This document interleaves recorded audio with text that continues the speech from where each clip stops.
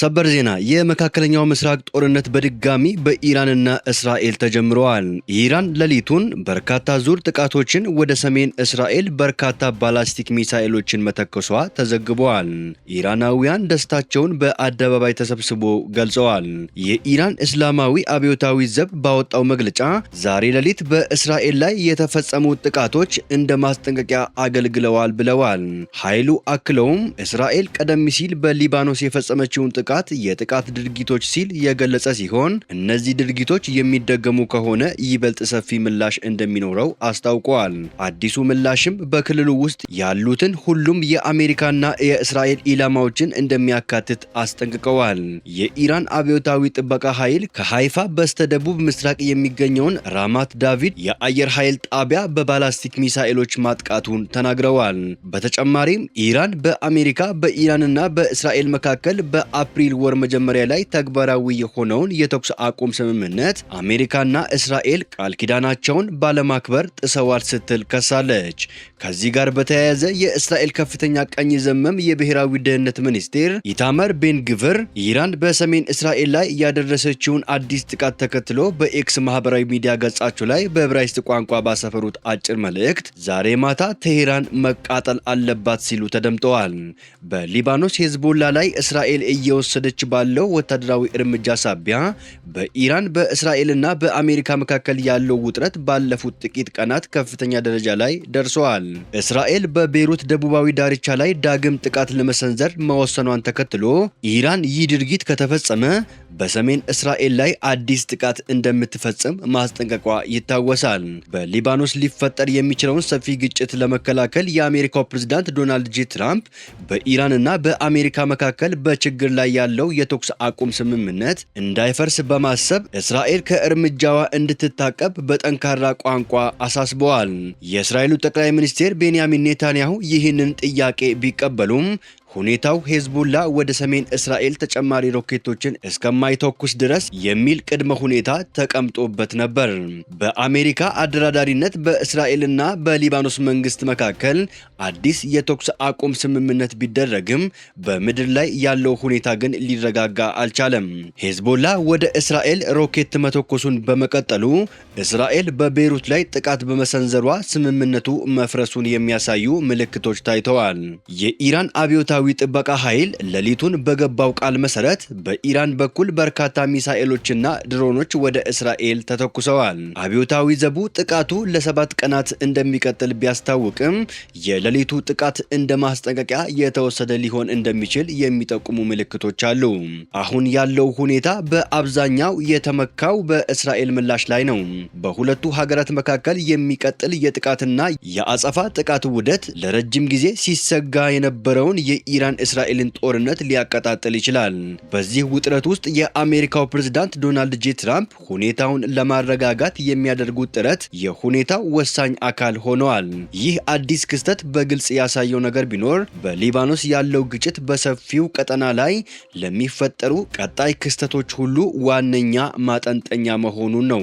የአሜሪካው ፕሬዝዳንት ዶናልድ ጄ ትራምፕ ኢራን ዛሬ ማታ በሰሜን እስራኤል ላይ በፈጸመችው የሚሳኤል ጥቃት ሳቢያ እስራኤል አጸፋዊ እርምጃ እንዳትወስድ ለጠቅላይ ሚኒስትር ቤንያሚን ኔታንያሁ ሌሊቱኑ እንደሚደውሉ አስታውቀዋል። ፕሬዝደንቱ ለቻናል 12 የዜና ወኪል ጋዜጠኛ ባራክ ራቪድ እንደተናገሩት የኢራን ጥቃት ምንም አይነት የሰው ሕይወት አልቀጠፈም። በዚህ ምክንያት እስራኤል አጸፋዊ እርምጃ እንደማትወስድ ተስፋ አደርጋለሁ ብለዋል። ጠቅላይ ሚኒስትር ቤንያሚን ኔታንያሁ አጸፋዊ ጥቃት ከሰነዘሩ ግጭቱ እንደ ባለፉት 47 ወይም 3000 ዓመታት እንደቀጠለ ይዘልቃል ሲሉ ፕሬዝዳንት ዶናልድ ጄ ትራምፕ ስጋታቸውን ገልጸዋል። ፕሬዝዳንት ዶናልድ ጄ ትራምፕ አክለውም ከኢራን ጋር የመጨረሻ ስምምነት ላይ ለመድረስ እጅግ በጣም ተቃርበናል። ጥሩ ስምምነት ይሆናል። አሁን እየተከሰተ ባለው ምክንያት ይህ ስምምነት እንዲበላሽ አልፈልግም ብለዋል። ሁለቱም ወገኖች የፈለጉትን ያህል እንደተዝናኑ ወይም ጥቃታቸውን እንደፈጸሙ የገለጹት ፕሬዝዳንት ዶናልድ ጄ ትራምፕ እስራኤል የራሷን ጥቃት ፈጽማለች፣ ኢራንም የራሷን ጥቃት ፈጽማለች ፈጽማለች፣ ሌላ ተጨማሪ ጥቃት አያስፈልግም በማለት አቋማቸውን በግልጽ አስቀምጠዋል። ፕሬዝደንቱ አክለውም ከዚህ በኋላ ተጨማሪ ጥቃት ማየት እንደማይፈልጉ አሳውቀዋል። በሌላ በኩል ጋዜጠኛ ባራክ ራቪድ እስራኤል በኢራን ላይ ጥቃት ለመሰንዘር ከወሰነች አሜሪካ እንደምትደግፋት እርግጠኛ አለመሆኑን ገልጸዋል። አንድ ከፍተኛ የአሜሪካ ባለስልጣን ለጋዜጠኛው እንደገለጹት አሜሪካ በዚህ ጉዳይ ላይ ተሳታፊ አይደለችም በማለት ከማንኛውም አዲስ የውጥረት መባባስ ራሷን ማግለሏን አመላክተዋል። ሆኖም ቻናል 12 እንደዘገበው የእስራኤል ባለስልጣናት ቀደም ሲል ሌሊት ላይ ኃይለኛ ምላሽ ለመስጠት እያቀዱ እንደነበረ አስታውቆ ነበር። በኢራን ዓለም አቀፍ አውሮፕላን ማረፊያ በረራዎች ተቋርጠዋል። የኢራን ባለስልጣናት በቴሄራን የሚገኘው የኢማም ሐሜይኒ ዓለም አቀፍ አውሮፕላን ማረፊያ ላልተወሰነ ጊዜ አገልግሎቱን እንዲያቋርጥ ማድረጋቸውን የሀገሪቱ የዜና ወኪል ኢርና ዘግቧል። የእስራኤል ጦር ቃል አቀባይ ኢራን በእስራኤል ላይ የፈጸመችውን ጥቃት ተከትሎ ሀገሪቱ ከባድ ስህተት መፈጸሟን አስታውቋል። ቃል አቀባዩ ኤፊ ዲፍሪን ለጋዜጠኞች በሰጡት መግለጫ እንዳብራሩት የእስራኤል ጦር ጠቅላይ ኢታማጆር ሹም የኢራንን ጥቃት በቅርበት እየገመገሙ ሲሆን ለወደፊት የሚወሰዱ አጸፋዊ እርምጃዎችንና እቅዶችን በማጽደቅ ላይ ይገኛሉ።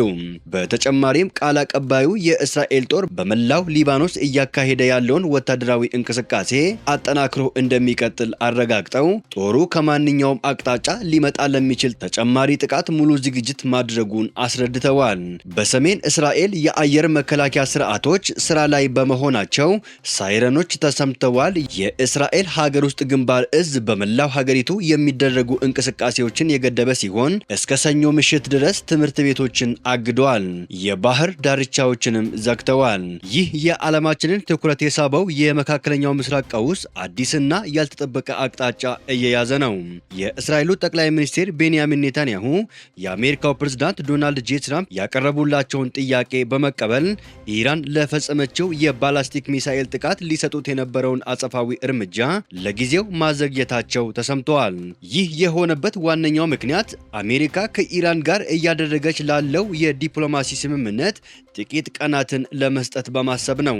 አክሲዮስ የዜና አውታር ከፍተኛ የአሜሪካና የእስራኤል ባለስልጣናትን ጠቅሶ እንደዘገበው ፕሬዝደንት ዶናልድ ጄ ትራምፕ በስልክ ውይይታቸው ላይ ከስምምነት አንጻር ጥሩ ነገር ለማድረግ ተቃርበናል በማለት ጠቅላይ ሚኒስትር ቤንያሚን ኔታንያሁ እርምጃ ከመውሰድ እንዲታቀቡ አሳስበዋል።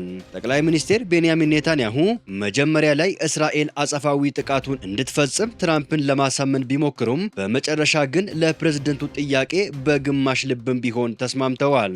የሚገርመው ነገር የዛሬው የስልክ ውይይት ድባብ ባለፈው ሳምንት እስራኤል ቤይሩትን ለመምታት ባቀደችበት ወቅት ከነበረው ትራምፕ በኔታንያሁ ላይ ከጮሁበትና ከተቆጡበት ውይይት አንጻር ሲታይ እጅግ የተረጋጋና ፕሬዝደንቱም ድምጻቸውን ከፍ ያላደረጉበት እንደነበረ አንድ የአሜሪካ ባለስልጣን ገልጸዋል።